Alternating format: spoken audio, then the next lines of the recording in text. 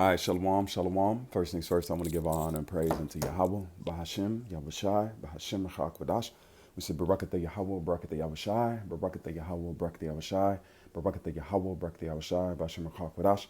And we give double honors to our apostle elders, which are the apostle elders, a great millstone, which feed us with knowledge, wisdom, and understanding through the spirit and power of Yahbashim Yahushai.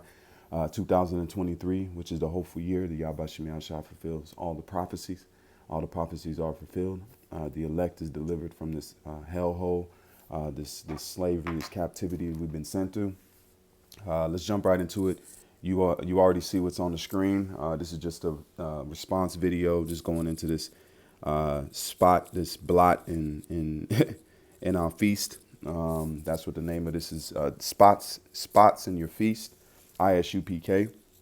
I'm gonna play just the last little bit of this because I think that really hits the point. This is a PSA for all my niggas, because this is really a down point, man. Because Jake shows that this is why we went into slavery. This is why we were going through lynchings and having our identity stripped and taken, because Jake is disrespectful as hell, man. All right, we're not perfect. None of us are. We're striving for that perfection.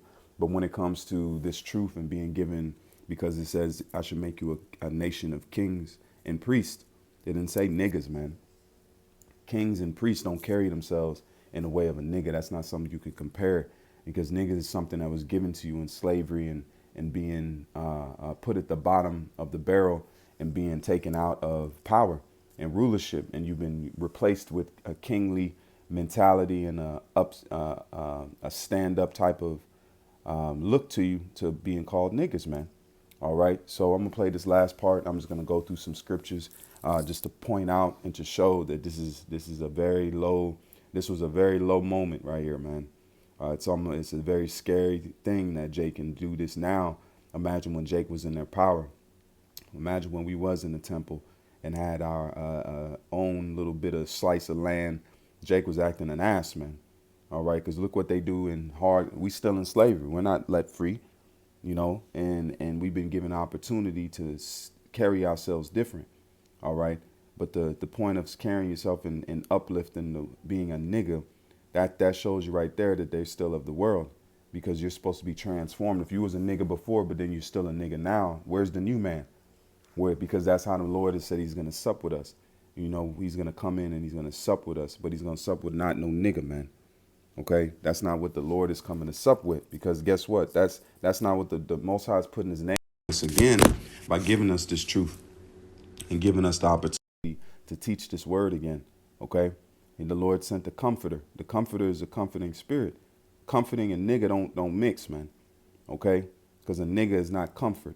OK, you don't get comfort from a nigga. That's and arguing over rappers and who's the best rapper. These guys the rappers have sold their soul to Esau, man.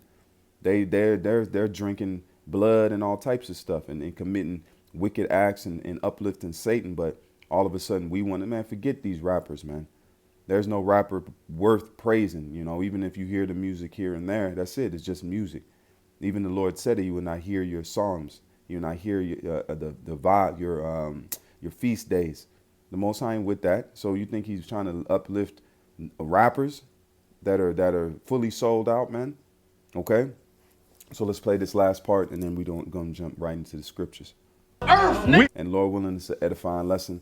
Lord willing, it's a lesson to learn from, because I definitely did. I took this as a very scary and unsettling thing to watch, you know, because we're supposed to be a cut above the rest. And this should give you something to strive to be better and to not be a nigga, because brotherly love, it doesn't exist in niggadism. How you gonna have brotherly love? It says, you shall know you're my disciples from the love you have amongst each other. A nigga should change his ways to come into this truth and be a better brother, a better man. All right, for the name of Yahbashim Yahushai. But let's play this. Weak ass Bay Area music. Nigga, Jesus. So, nigga, we serve the nigga God. You hear what Jake said? This is the reason a lot of us have went into the hardships that we are now. Jake plays too much, man. The Heavenly Father's name is to be glorified and praised not to be put into the rankings of the N word, man. I don't want to say it. This is where we at, man. That's why all these things are happening, because guess what? The Lord is pulling back, man. The Lord has already came out here and got the elect, got what he needed.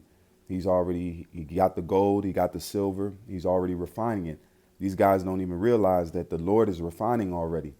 And what is the refining? That's us going through these hardships and the Lord showing what our faith is like.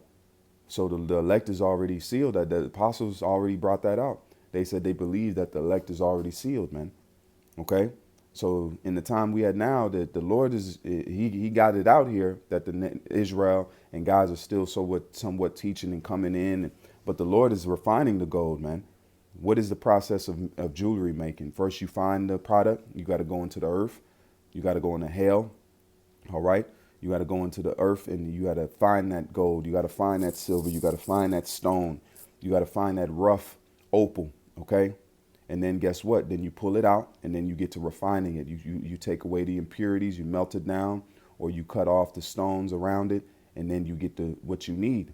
And then that's us taking the bad things that we have in our lives, the different things that, we deal with. OK.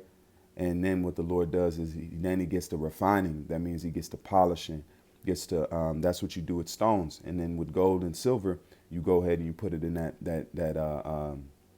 cauldron or that smolter. And then you smolt the gold and the silver, and then you get the impurities. Then you have gold and silver to work with. Either make it on a chain, or either form it into a crown, or either form it into a bracelet, whatever you're going to form it into. OK, in the mold.